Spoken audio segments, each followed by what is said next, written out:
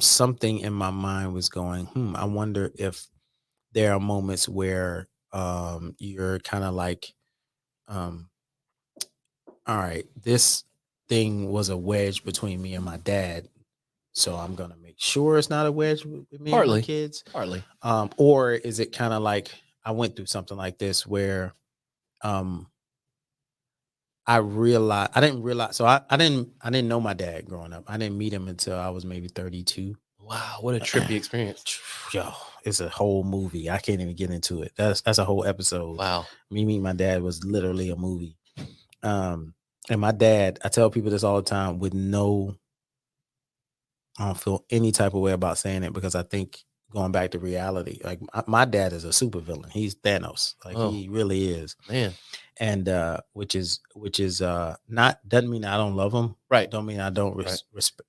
Respect is fluid. Mm. But um but but Never heard that I before. have to be aware, Right. right? Yeah, man. Just like we talk about media literacy, like you have to be aware. Mhm. You can't be blind to what is actually there.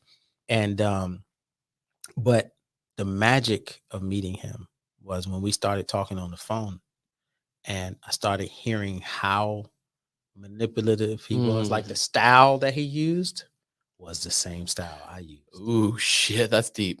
And I was like, oh shit, this is Oh, where I get it from. I get it, I get this wow. from you. Like I'm hearing him the way he was trying to finesse something he was talking about. I Wow. remember the moment I was sitting in the car, I was over there somewhere near Wet Woods. We were talking on the phone. And I remember him doing it. And I was listening. I was like, it sounded like me. Mm. Like literally the how he was using the phrasing and what he was saying and how he's breaking it down. And I remember stopping him. I was like, yo, you can't do this to me. I was like, I'm the king of if this. anybody knows how to do this, is me. Like, all right, you got to run that game on somebody else because That's you're using the game I use, and now I'm seeing. But in that moment, mm, what I learned in that moment was I need to know you. yeah. And because I just learned something about myself just in this one brief moment. We had a bunch of conversations, but in that one brief one, it taught me something about me that I also see in my Mm. son. My son loves to exaggerate, loves to manipulate because you find this in people that are highly intelligent, because they highly intelligent people figure out Right, equations right, and they right. go, oh, this is what, okay, if I do it like this, then I can, all Right. right. Yeah, if I turn this knob, Yeah. I get Right. this. Yeah. So he does it too. And I'm able, because I understand where he gets it from, and I Mm. understand that he gets it from me because I got it from my dad, which means he might have got it from somebody else in our family. I'm able to go, hold up, Mm. let's sit down, let's talk about what you just said. Why do you say that this way, or what are you trying to do? Mm.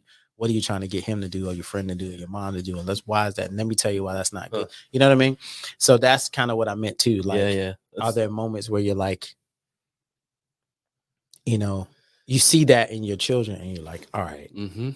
that there's good parts of that you want to impart, but there's also bad parts that I want to tweak. 100%. You know what I mean?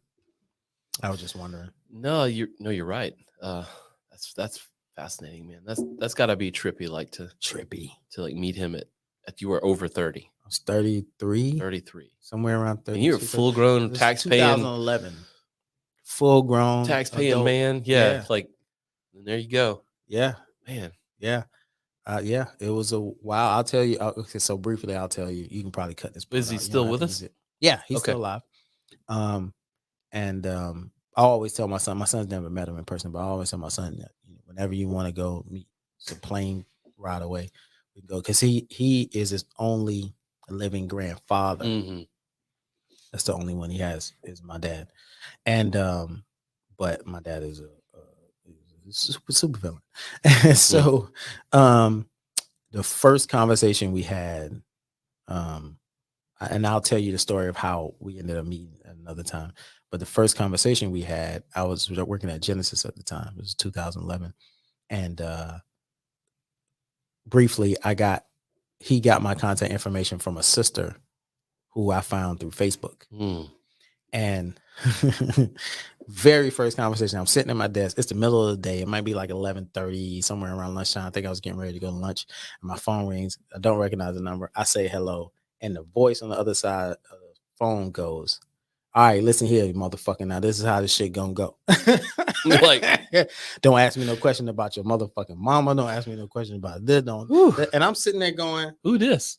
the what? So I literally, there's a door at Genesis where my office was right next to Cliff's office, and then in between those, there's a like a little seated area. There's an outside door right there. So I'm sprinting over to the little outside door. I go outside and I'm like, yo, like, Who the who the fuck is this calling my phone? What the hell? This your daddy, niggas. Blah, blah, blah. And I was like, whoa, like, yo, all right. First, that was my first conversation with my dad. So there's a little, but Rewind that a little bit.